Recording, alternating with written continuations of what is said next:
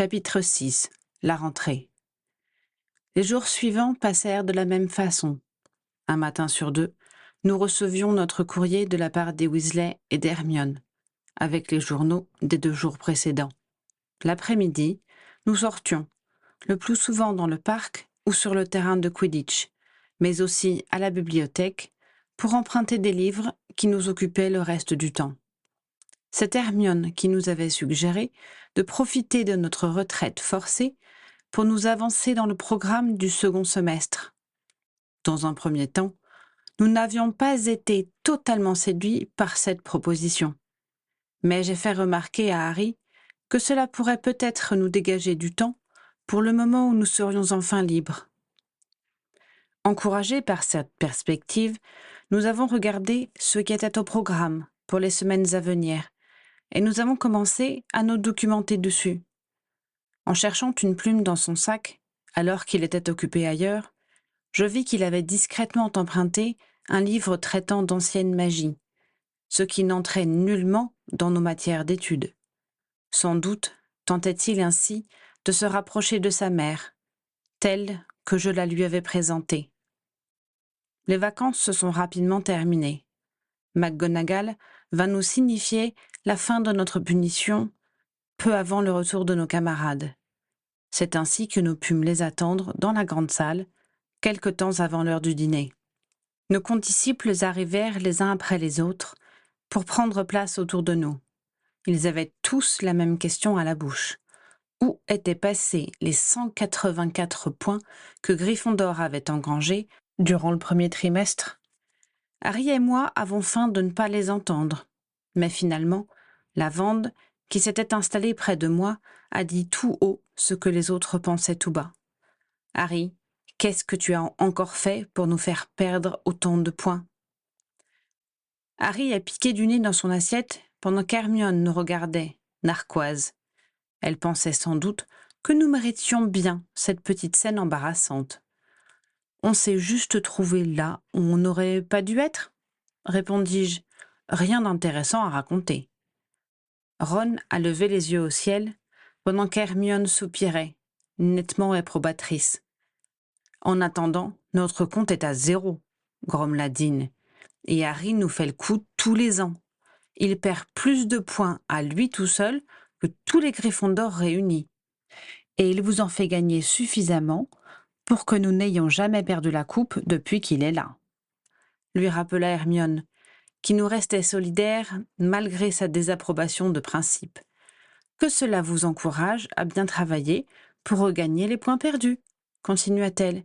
« Il n'y a aucune raison pour que nous ne gagnions pas la coupe des 4 maisons cette année aussi. » Cet idiot de Malfoy était mort de rire, siffla Parvati.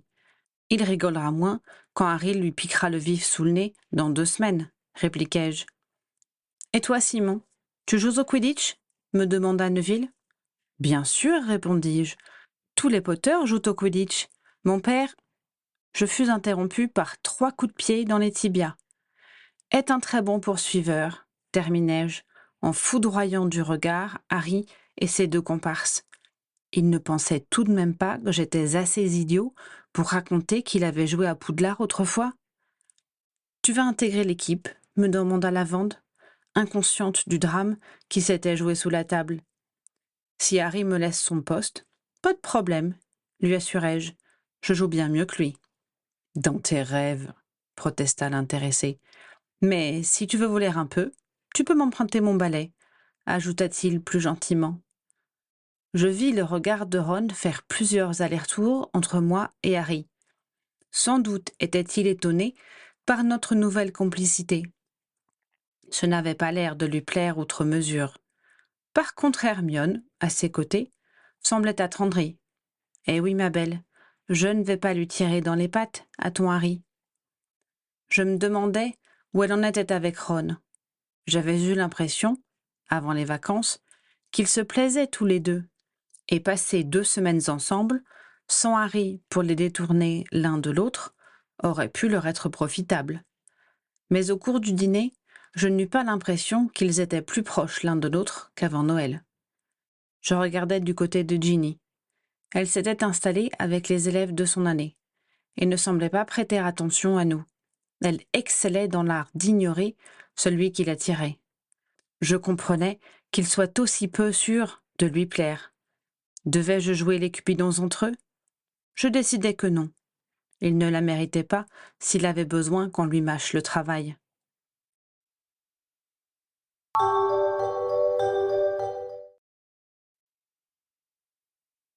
Le trimestre reprit le lendemain matin.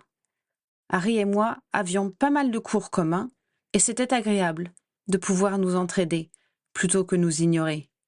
En potions, Rogue était encore plus odieux qu'avant les vacances, mais il avait moins de prise sur nous, maintenant que nous étions plus soudés. De plus, Harry était beaucoup plus à l'aise dans cette matière depuis qu'il faisait ses devoirs avec moi. Hermione ne lui avait jamais refusé son aide, mais elle n'avait pas la même manière de raisonner que nous, et mon double saisissait beaucoup plus vite quand c'était moi qui lui expliquais. De la même façon, je progressais très vite en défense, car, une fois un peu entraîné, je me découvris les mêmes réflexes et les mêmes facilités que Harry. Il n'y eut aucun événement marquant pendant les 2 premières semaines. Malgré le temps que je passais avec Harry, je tâchais de ne pas négliger Neville. Ce dernier prenait peu à peu l'assurance qui le rapprochait de Neville que j'avais toujours connu, et cela me faisait plaisir de le voir s'affirmer, enhardi par le soutien inconditionnel que je lui réservais. Par contre, ma relation avec Lavande laissait à désirer. Elle m'avait longuement reproché de lui avoir si peu écrit pendant les vacances. Je l'avais amadouée avec mon petit cadeau et lui avais assuré que je n'avais pas eu accès à la volière. Mais je sentais bien que nous nous trouvions de moins en moins de satisfaction lors des rares moments que nous passions ensemble.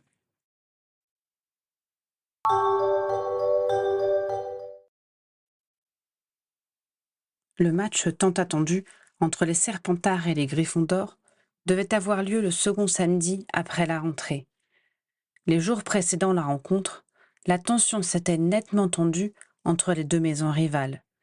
Malfoy et ses copains étaient plus agressifs que jamais, et Harry faillit à plusieurs reprises perdre son sang-froid.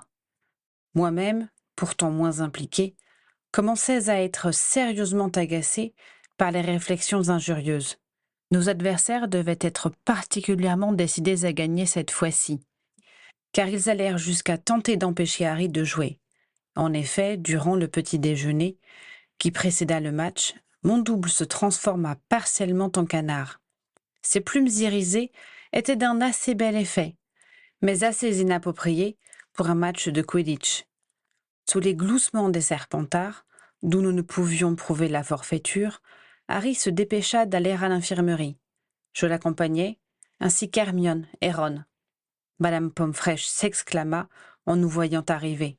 « Monsieur Potter, qu'avez-vous encore fait ?»« Vous croyez que je l'ai fait exprès ?»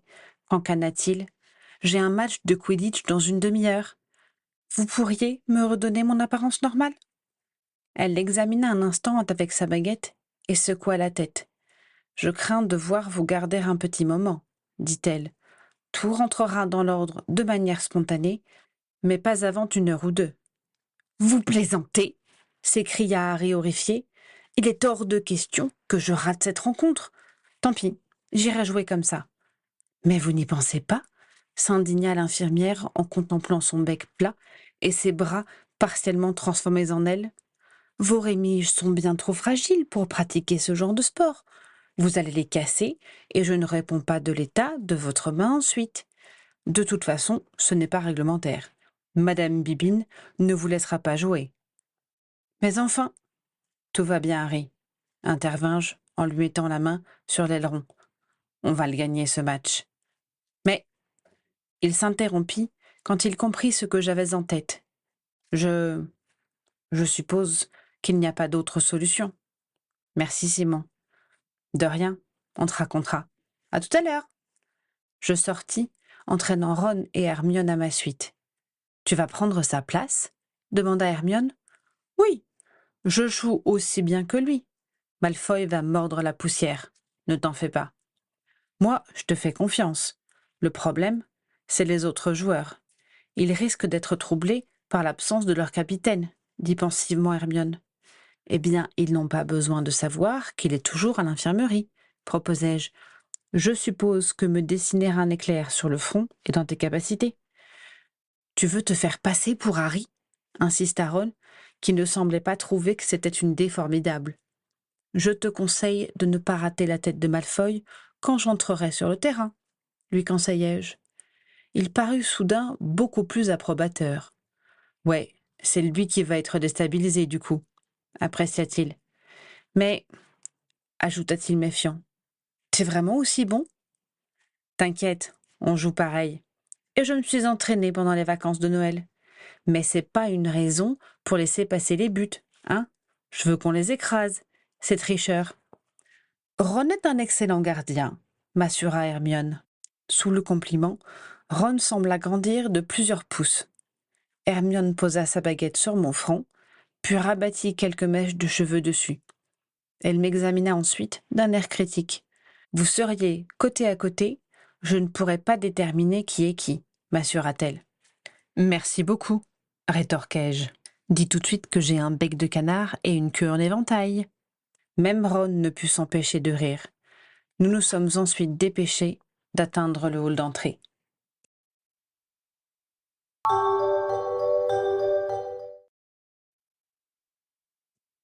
En traversant le parc, je conseillai à Ron. Si tu veux qu'on me prenne pour Harry, tâche de prendre un air un peu plus amical quand tu me regardes. Il rougit et ne répondit pas. Il me sembla qu'Hermione murmurait un truc sans intérêt sur la puérilité des garçons avant de nous abandonner à la porte des vestiaires. Quand j'entrai, suivi de Ron, nous fûmes accueillis par les exclamations de toute l'équipe. Aucun d'entre eux ne sembla remettre en cause mon identité, pas même Ginny. Je passais dans la partie réservée aux garçons pour passer la robe rouge de Harry. Ils me regardaient tous quand je sortis, et je me rappelais que j'étais leur capitaine. Je ne vais pas vous mettre la pression avec un long discours, leur dis-je. Soyez aussi bons qu'à l'entraînement, et faites-leur regretter d'avoir mis une potion de transformation dans mon petit déjeuner. Ouais, approuvèrent-ils, et nous sommes sortis sur le stade. La tête de Malfoy et les regards déçus de ses joueurs furent des plus réjouissants. Nous nous sommes mutuellement broyé la main avec l'autre capitaine, quand Madame Bibine exigea que nous nous la serrions. Puis le match commença. Comme nous l'avions prévu, les Serpentards étaient très déçus par l'échec de leur machination et se montrèrent mauvais joueurs, ce qui nous permit de marquer un certain nombre de points avec des tirs de pénalité. De plus, leur air déconfit galvanisa toute l'équipe et nos poursuiveurs se déchaînèrent. Finalement, le vif daigna se montrer et je le pris en chasse, ainsi que Malfoy. Tout comme chez moi, il n'était pas mauvais, juste moins bon que moi. Comme à l'accoutumée, je le lui soufflai sous le nez. « Rêve pas, Malfoy, lui dis-je en volant un instant à ses côtés. T'auras jamais le vif, tant que je serai en face, et aucune de tes petites manigances ne m'empêchera de te ridiculiser à chaque match. » Son visage se crispa sous l'effet d'une haine féroce. « Tes jours sont comptés, Potter, et ceux du vieux fou qui te protège aussi. Je préfère crever plutôt que d'avoir comme seule ambition de vivre à genoux comme toi. Bon, je te laisse. J'ai des félicitations à recevoir. » Je virai et allai à la rencontre de mes coéquipiers fous de joie. Après nous être copieusement entrefélicités, nous nous sommes dirigés vers les vestiaires. Le professeur McGonagall nous intercepta en chemin. « Monsieur Potter, toutes mes félicitations. J'ai eu peur que vous ne puissiez pas jouer, ce matin après votre mésaventure. » Elle laissa ces mots en suspens, comme si elle réalisait quelque chose. Elle jeta un œil aux alentours, cherchant sans doute le double de celui qu'elle avait sous les yeux. Puis son regard revint sur moi. Comme je le disais, « Très beau match, monsieur Potter, très beau match. » Elle s'éloigna en hochant la tête. « J'espère que vous n'aurez pas d'ennui, » chuchota Hermione à mon oreille. « Je ne sais pas si on a le droit d'échanger les joueurs, juste avant le match. »« On peut le faire jusqu'au coup d'envoi, » lui répondit Ron. « Comment » demanda-t-il d'une voix haut perchée, comme s'il l'imitait. « Tu n'as toujours pas lu le Quidditch à travers les âges ?» Hermione rougit et répliqua d'un ton pincé. « Nous n'avons sans doute pas les mêmes priorités, Ron. » Et elle repartit en direction du château. « Je sais que cela ne me regarde pas, commentai-je, mais tu ne t'y prends pas de la bonne façon avec elle, Ron. Toi, je ne t'ai rien demandé, grogna-t-il, les oreilles écarlates. Tu devrais peut-être, lui conseillai-je. Allez, repris-je rapidement, pour mettre fin à ce début de polémique, si on allait porter la bonne nouvelle à Harry.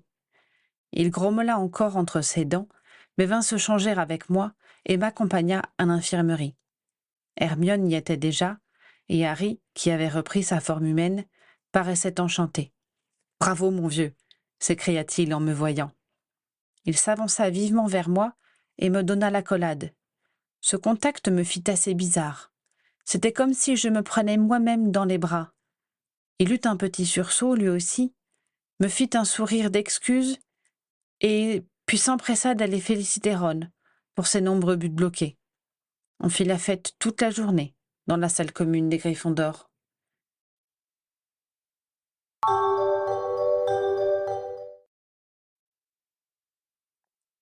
Deux semaines plus tard, je l'ai trouvé dans notre dortoir en train de lire un livre sur son lit. « Salut Harry !» j'ai dit en me laissant tomber sur ses pieds. « Tu ne peux pas t'installer ailleurs » a-t-il grogné. Mais il a replié les jambes pour que je puisse m'installer confortablement. « Faut qu'on parle sérieusement tous les deux » ai-je annoncé. « De quoi ?» a-t-il demandé méfiant.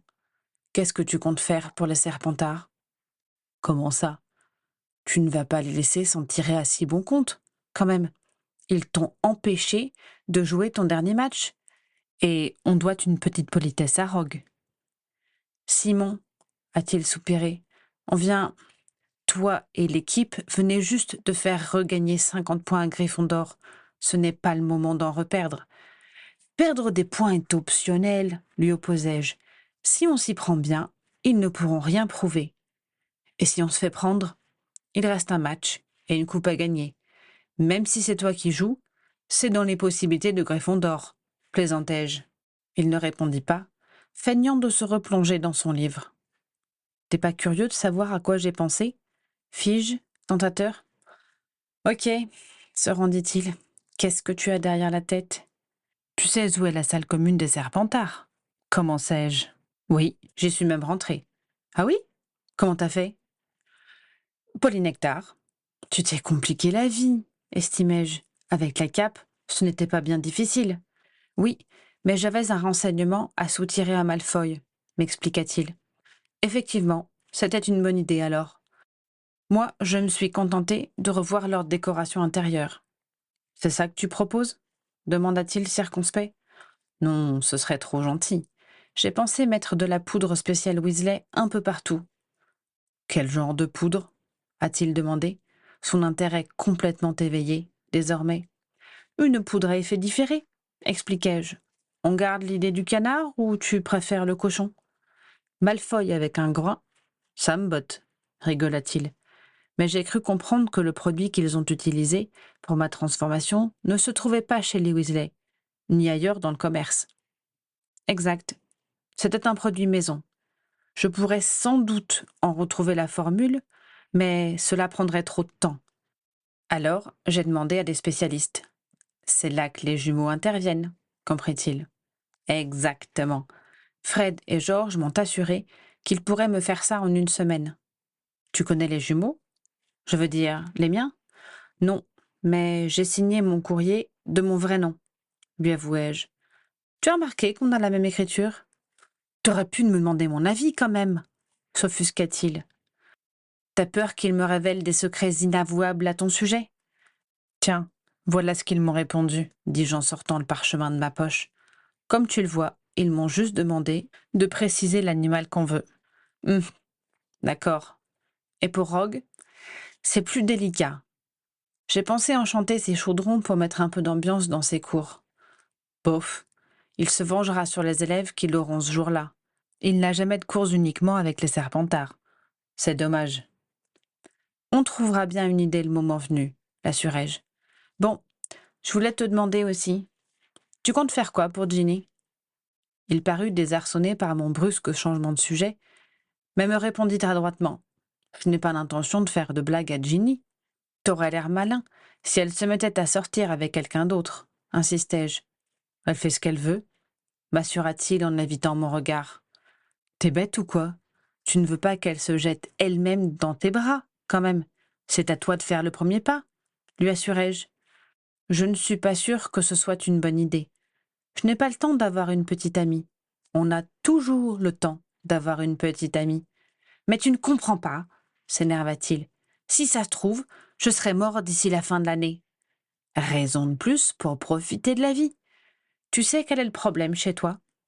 Même quand t'as pas d'ennui, tu ne sais pas rigoler. Tu ne fais qu'attendre la nouvelle catastrophe qui va s'abattre sur toi. La dernière fois que j'ai cherché à rigoler, on s'est trouvé coincé dans une attaque de mange-mort, me rappela-t-il. Et alors, tu regrettes d'y être allé? Pas moi. C'était sympa de sortir. Et si ça se trouve, si on était resté bien gentiment à Poudlard, tu serais tombé dans l'escalier et tu te serais rompu le cou. Eh oui, cela dit, si tu veux vraiment te morfondre dans ton coin, ça m'arrange. Je la trouve drôlement mignonne, moi, Ginny. Je croyais que c'était ta meilleure amie, comme moi avec Hermione, contra-t-il. Je parlais de l'autre Ginny. Celle-là, c'est différent, mentis-je avec aplomb. Tu ne sors pas avec Lavande? Demanda-t-il en désespoir de cause. Plus pour longtemps, répondis-je sincèrement cette fois. Elle me cherche déjà un remplaçant. T'es sûr? S'étonna-t-il. Oui, ça s'est déjà passé comme ça, la première fois avec elle. Mais ça m'est égal. Elle commençait à m'ennuyer, de toute façon. Il me regarda un moment, puis me dit « Je ne te crois pas. Tu ne vas pas essayer de sortir avec Ginny. » Et pourquoi pas? Parce que je ne le ferai pas à ta place. Je ne sortirai jamais avec une fille qui t'intéresse vraiment. Bien vu. Avant que je ne trouve une réponse susceptible de le décider à sauter le pas avec sa chérie, quand Ron est entré dans le dortoir. « Ah, vous êtes là » nous a-t-il salués. « Tu t'intéresses à qui, Harry » a-t-il demandé, ayant manifestement saisi au vol la fin de notre dialogue. « T'occupe » avons-nous répondu de concert. « Ah, faites pas ça » a fait Ron plaintivement. « Faire quoi » a demandé Harry mal à l'aise, craignant que Ron n'ait compris qu'on parlait de sa sœur. Répondre en même temps et sur le même ton. Vous vous ressemblez de plus en plus, grogna-t-il. Même moi, j'hésite parfois. Heureusement que Simon n'a pas la même coiffure et que vos lunettes sont un peu différentes. Tiens, c'est une idée, j'ai dit. Si un jour tu te décides, Harry, je t'emprunte tes lunettes, je rabats ma frange et je l'emballe pour toi. Ta nana.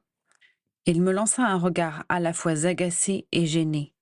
Je n'ai pas besoin de tes services, déclina-t-il avec dignité.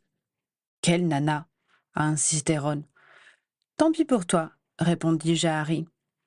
Ron, continuai-je pour lui faire oublier sa question. Ça ne t'embête pas si je tente ma chance auprès d'Hermione? Pourquoi ça m'embêterait? Demanda-t-il les oreilles en feu. Tu ne crois tout de même pas que je laisserai ma petite amie corriger tes devoirs? Le taquinai-je. Simon, arrête ton cirque, intervint Harry, qui ne put s'empêcher de trahir son amusement par une petite moue. Tiens, qu'est-ce que je disais? Contre-attaqua Ron. Avant, tu ne faisais jamais cette tête ridicule, affirma-t-il à son ami, et il imita la mimique que Harry venait de faire. Protestai-je, je n'y suis pour rien, moi. Je ne fais jamais ça. Si, m'assura Harry, tu le fais tout le temps. C'est vrai, confirma Ron, et cela vous donne l'air aussi idiot à l'un qu'à l'autre. Tu t'es regardé, répondis-je en même temps que Harry. Il nous dévisagea comme découragé et mit théâtralement sa tête dans ses mains. De Harry, je ne vais pas y survivre. La semaine suivante,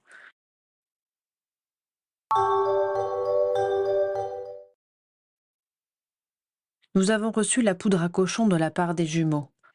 Nous avons tiré à la courte paille avec Harry pour savoir qui de nous deux irait la déposer avec la cape dans l'antre des Serpentards. Ce fut lui qui gagna et qui s'y rendit un soir. Il devait profiter du passage des derniers élèves juste avant le couvre-feu, pour y pénétrer, déposer la poudre et ressortir dès que les derniers élèves seraient descendus se coucher dans leur dortoir. Ils seraient touchés le lendemain matin en traversant leur salle commune, mais l'effet ne se dévoilerait qu'une demi-heure plus tard, ce qui nous donnait une chance d'assister au spectacle. Harry revint triomphant vers 1 heure du matin, retardé par un élève qui n'en finissait plus de faire ses devoirs. Alors qu'il passait son pyjama, son nez s'élargit d'une façon peu saillante, car il avait respiré accidentellement du produit en le répandant. Il en rit avec nos camarades, imaginant à l'avance ce que cela donnerait le lendemain matin. Nous ne fûmes pas déçus. La plupart des Serpentards étaient déjà en train de prendre leur petit déjeuner quand l'effet de la poudre commença à devenir perceptible. Ils se retrouvèrent tous, en quelques minutes, affublés de groins, de pieds fourchus et d'oreilles roses et tombantes. Sous les quolibets des autres tables, ils partirent à fond de train à l'infirmerie. Mais nous savions que l'infirmière ne pourrait que leur avouer son impuissance. Les esprits frappeurs étaient avec nous ce jour-là, car Malfoy fit partie des premiers touchés, et sa frayeur en découvrant la transformation de ses mains se traduisit par des hurlements de gorée qu'on égorge, qui durent s'entendre dans toute l'école. Hermione nous regarda sévèrement, Harry et moi. « Ne me dites pas que c'est vous !» chuchota-t-elle férocement. « Loin de nous l'idée de te contrarier, » lui répondis-je. « Comme diraient mes frères, ne pose pas de questions, nous ne te dirons pas de mensonges, » renchérit Ron. Je lançai un clin d'œil à Ginny qui se tenait les côtes de rire. Comprenant que je n'étais pas étranger au spectacle, elle s'inclina, comme pour me féliciter. Je lui montrai mon double du menton, pour lui indiquer qu'il était également accrédité de cette réussite. Quand elle quitta la table pour se rendre en cours, je la vis lui murmurer quelque chose à l'oreille au passage, avant de rejoindre ses camarades. Je ne sais ce qu'elle lui dit, mais Harry devint rouge pivoine. Le meilleur n'était pas encore arrivé. Avant d'aller assurer son premier cours, le professeur Rogue passa réconforter les élèves de sa maison confinée dans leur salle commune. 1/2 heure plus tard, il dut quitter sa classe en hâte, alors qu'il commençait à son tour à se transformer. Nous étions donc vengés de lui sans avoir encouru de risques supplémentaires. Les 3e années de Serdaigle et Poussoufle, qui avaient assisté à la scène, la racontèrent obligeamment à tous ceux qui voulaient l'entendre, durant la récréation suivante. Harry et moi nous sommes regardés, triomphants. « Pense à ce moment, la prochaine fois que tu tenteras de faire un Patronus, » me souffla-t-il, les yeux pétillants de malice. « Pour le ridiculus, c'est pas mal aussi, » approuvai-je. On s'est regardés, morts de rire. Je riais tellement que je dus me raccrocher à lui, et je sentis qu'il en faisait autant de son côté. Hermione, près de nous, était réprobatrice, mais amusée malgré elle. Ron levait les yeux, comme à chaque fois qu'il trouvait que nous nous ressemblions trop. « Vous êtes bien gais aujourd'hui, messieurs Potter et Potter », a fait la voix de McGonagall, qui surveillait ce jour-là la récréation. Nous avons tant bien que mal repris contenance. « Il fait beau, le ciel est bleu, professeur, » répondis-je d'un ton léger. « Un vrai temps pour jouer au Quidditch, » compléta Harry, histoire de rappeler que ce n'était pas nous qui avions commencé. « C'est exact, » approuva la prof de métamorphose, alors que ses yeux se plissaient en souvenir de la tactique condamnable de nos adversaires pour nous voler notre attrapeur et la victoire. Très beau temps pour le Quidditch. Et elle partit calmer des premières années dont la bataille de boules de neige dégénérait.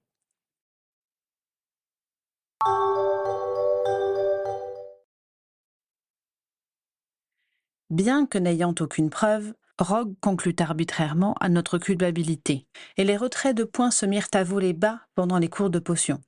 C'est pourquoi, 1 semaine plus tard, je fus très ennuyé d'être retenu par le prof d'arithmancie, alors que je devais me rendre dans les cachots pour la leçon suivante. Désireux de limiter les dégâts, je m'élançais à corps perdu dans les couloirs dès que je pus m'éclipser. Pour rattraper mon retard, je pris plusieurs escaliers dérobés et couloirs poussiéreux, tentant d'emprunter le chemin le plus direct et le plus rapide. Ce n'est qu'en arrivant devant la porte de la pièce magique qui m'avait propulsé ici que je réalisai que j'allais être obligé de la traverser si je voulais éviter de faire un long détour qui ne me laissait aucune chance d'arriver à temps. J'eus une légère appréhension en ouvrant la porte. Puis, je me rappelai les 3 nuits à attendre en vain dans ce lieu. Je décidai que je ne risquais rien et pénétrai dans la salle, me dépêchant cependant d'atteindre l'issue opposée. Alors que j'étais à mi-parcours, la pièce s'éclaira peu à peu.